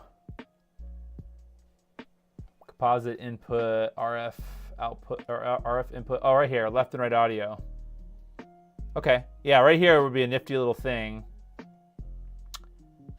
Oh, what is this? Is this some kind of an external? How does this work? Look at this. It has a. Wow. Where does this go?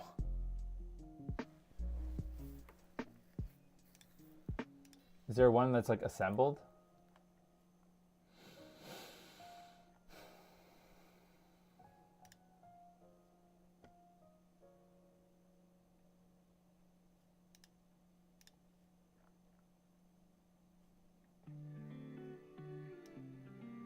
TRSS is a daughter board. It is easily soldered if you have no mini DIN 9 installed. Oh, hold on a minute. Well, actually, you know, the downside now would be, I believe that TRRS jack goes where the RF output is, right? This. it's this far side over here. Oops, this. So like,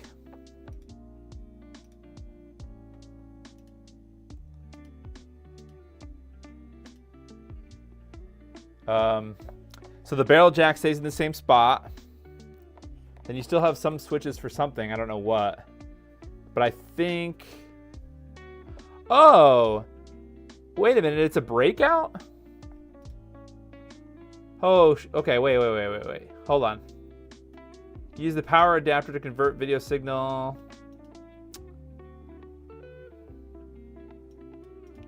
Mini-DIN can be linked with both composite and RGSB, or whatever, RGB from the NES RGB. The TRS-S output composite video. I think that you could manipulate the... No, it didn't leak out. I picked it back up and it hasn't leaked anymore, so I think I knocked it over accidentally. Does the LumaCode NES need modification? Yes, but a minor modification. You basically need to cut a trace in the RF modulator box so that the RF jack output is disconnected from the RF completely. And then from there, you're supposed to solder the LumaCode wire from the PPUdigitizer onto that RF jack from the inside. So basically, you're plugging in your RCA jack that goes into the OSSC into the RF jack of the NES. So I think with some clever hacking of this thing, you'd have to get this board, right? So you need this board, I think. And then you need the TRS-S jack. This here, the top middle here, this thing, this goes in place of the, I guess ideally maybe you could have some kind of a breakout in a Genesis 2 plug. That would be such a stupid custom connector. I think the advantage of using the TRS-S jack is that you can control what's output from it, right? So basically you'd have two different signals. You'd be able to output. Actually, wait, does it do three different? Does it do stereo audio also? Does TRRS have 3 connectors? I think it does, right? So maybe it would be able to do all 3. So you'd have left and right audio, which is really mono doubled. And then you'd have to cut the trace somewhere here where the composite video is being fed to that TRRS jack and just solder the LumaCode to that. Then in your breakout cable, which I'm assuming you need a TRRS breakout cable. So like one of the RCA jacks from the breakout cable. So you need something like this, but I don't have a TRRS one, but I have this. So you'd have to have it's this type of adapter, but it has the third ring in this part, so that makes the TRRS part. And then I think you'd have 3 dongles, 3 RCA jacks. So you'd have composite video on one of them. These are not colored right, but bear with me. So you'd have composite video, so a yellow one, and then you'd have left and right audio as the other ones. So your composite one, if you sever, you cut the trace there and you solder the LumaCode on there, the composite output from the TRS breakout would be your LumaCode. So that would be a good solution for expensive solution, because this thing is $35. Oh, sorry. So you'd need the PPUdigitizer, which is like $50 plus shipping. You would need this thing, which is $35 plus shipping. Then you need the right TRS breakout jack, and then you'd be golden, I think, for a Famicom or this doesn't work with a twin. So for a Famicom, and then you're still left with the downsides of the tethered cables unless you use the Famicom adapter. And so there's pros and cons to it. It makes for a small compact NES, but you still need all those things to have like an effective no cut. Hope I didn't derail you with the process. No, I think that this is probably the way to go. I mean, if you really don't care, because I think that Famicoms are less expensive than, or like, there's a lot more of these Famicoms out there. than there are. Well, I don't know. I mean, I'm sure there's lots of NESs too. I have at least 4 here, but yeah. And then just case cut. You know, just put an extra jack somewhere. Actually, you'd have to find out. I'm sure there's some. I don't know what you'd have to do to get the audio output into its own little jack, and then you'd have to just externally mix. You know. Yeah.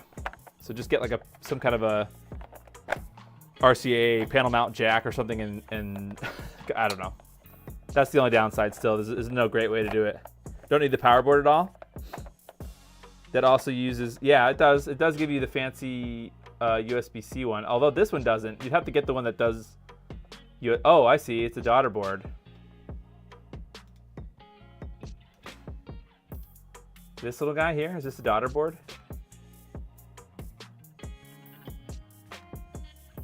Oh, maybe that plugs in underneath. Oh, no, okay. Excuse me. Actually, I think the USB-C plugs in. It goes through one of these switch jacks, so you'd have to like widen that or something. Yeah. Well, the video part of the Twin Famicom would not be that difficult, but then you would just be left figuring out how to get the audio out. So maybe in the future there would be a nice. I don't know, dual LumaCode, somehow being able to embed both the audio and the video together. I don't know how you do that though. Maybe you'd have to have some kind of an external box that could do that.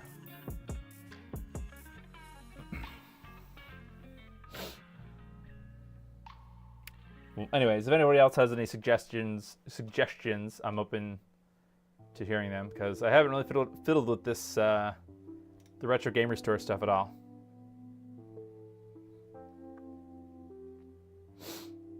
It has RCA out. Yeah, one of the well, the RCA on the Twin is RF, right? I think the Twin also only is RF. Something like that. All right, well, this was successful, finally. Just a matter of getting the right settings, I guess. I'm gonna have to solder it all together and put it actually out, connect the output to the RCA that I severed last time. Wireless sound, yeah. Yeah, put like an ESP32 in there somehow. Yeah, I'm gonna have to resolder that and get it back together. I don't know. I'm gonna have to buy some other, maybe the NES slot master or something to put in this. I just need an expensive slot, and then I could replacement, you know, because the 72-pin slot, whatever thing, didn't work well with the console when I bought it, so still needs to be tweaked. But yeah, I mean, it's very easy. If you were afraid to do the NES RGB, I think that you would probably have no problem doing this if you had, you know, at least okay soldering skill. But you really, the thing that you have to go watch my first video where I actually installed it and did the cut on the RF thing. You kind of really understand what's happening there. All right, that's it for me. I gotta go. Got some doctor's appointment thing I gotta go to in the morning, so probably shouldn't even have this coffee. What's next? I don't know. Oh, I meant to say this earlier, but I apologize to Bob, or let me apologize to Bob, because Bob, if you guys weren't aware, I talked about it a little bit, about the MemCard Pro 2 being able to be used as a wireless adapter, or Bluetooth controller adapter, really. So I had one, actually, Bob let me borrow his, and then Subirect from my Discord let me borrow his also. And I haven't gotten around to it because I've been trying to bust my butt to do the Sega Neptune video. So I didn't get around to making this video before they actually released the firmware to the public. And Bob did a whole, his whole like article about it. So I feel bad that I didn't make the video beforehand for Bob. I don't, he didn't like say like, oh, you need to make this video, but I just feel bad that he mailed me his piece. So like he couldn't do it himself if he wanted to test it, but I will get around to it. I want to do it. The thing you have to know about that it seems that some people are miscommunicating. I don't mean this negatively. I just mean that, you know, you have to understand what that feature is. It is only Bluetooth Low Energy, or BLE support for wireless Bluetooth controllers. So that is like the Xbox Series controller, some 8-bit DO controllers like the 2C, which I have. So only controllers that use Bluetooth Low Energy are supported, apparently. I haven't done any testing yet, so maybe that's, you know, that's what I've been told. But I would, yeah, I'd be willing to try to connect another controller to it. Retro RGB Bob, yes, that Bob. So sorry, Bob, I didn't mean to, you know, I've been talking about the Neptune for a long time. Actually, I was excited about the Neptune last year. I talked about it. I asked the question of the RGB panel at Retro World. I said that was one of the things, one of the mods that I was looking forward to the most. So I had to do it, and then just bad timing for this. So I will get to it. I want to actually have some numbers for people. Honestly, there's just, I wish there was just 2 of me. If there was 2 of me, everything would be fine. I could make double the content. It's just, there's not enough time in the day to make everything. You know, I dream every day, literally, like, it's like, I dream of the day where I could just stop working and just do this all day. Like, I promise you, if I ever were to get to a point where I could afford to not work and I could do this instead, I would just, like, 8 hours a day, I would have content, or I would do something. And it wouldn't always be retro stuff. I mean, it would be retro related, because I think that's, you know, the big draw. You know, what I'm most interested right now, what a lot of people that follow me know me for is retro stuff. But there is so much that I would love to just have videos about. Retro PC stuff, there's so much, like, it's just a wild, now is a really good time to buy PC hardware. And I feel like it's going to go up as people start throwing more and more of these old computers away. So now's the time to start looking for things, in my opinion. I'm not trying to, like, sell you things. It's just eBay, look on eBay. But there's, like, if you know what to look for, there's a lot of retro PC stuff that most people are ignoring, I think. They're looking at the really rare stuff, but there's still a lot of stuff that you can do with, like, a Pentium or Pentium 2 or Pentium 3. Those platforms are, there's probably millions of those computers still out there, and they're going, you know, I mean, you're going to spend a few $100s, but the beauty is you get an entire working system usually, right? So it's like a lot of parts, you know, bang for your buck, kind of. So you don't need to buy all these individual parts. It's kind of like already set up. So, like, I would love to yap for, like, all day. That's, you know, I think about that a lot. And, like, I could do programming things, look at, like, AI programming stuff, because I use AI in my day job. Not, like, all the time, but, like, it really is useful for, I'll tell you, I had I needed to make a function. I'm a .NET developer, so C# is the language. Usually, you know, yeah, there's more than one language, but C# is the language that it's coded in. And I needed to make a function where I had not even like a spreadsheet, it was just a PDF. Or no, not even a PDF, it was an image of a table, like some tabular data, right? It had column headers, and then it had a bunch of data in here, and it had a, you know, whatever, labels on the top and on the side. And I told it, I didn't even, like, copy the info out. I just took a screenshot of the table, pasted the picture, and I said, here's a table of this data, whatever.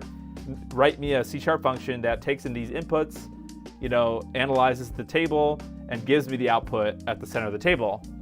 And it gave me, and obviously the data is hard-coded, but it took all the data out, put it into this, you know, a C# data structure that was able to be used by this function, and then it worked flawlessly first try. Like, so I'm super, like, hyped about the future of AI and programming. Maybe to my detriment, because I'm software development is what I do for my day job. So maybe someday AI coding bots will take over. But for now, it's great.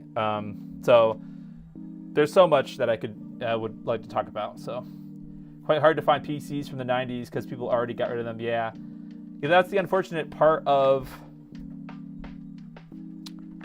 you know, reduce, when you talk about recycling of like waste, you know, they talk reduce, reuse, recycle in that order, right? So reduce as in buy or acquire less stuff, right, in general. So that's the reduce. Reuse, so like, you know, the computer that's been sitting in your parents' attic for decades or whatever, it's just kind of sitting there, you know, reuse it or like give it to somebody else that can actually use it.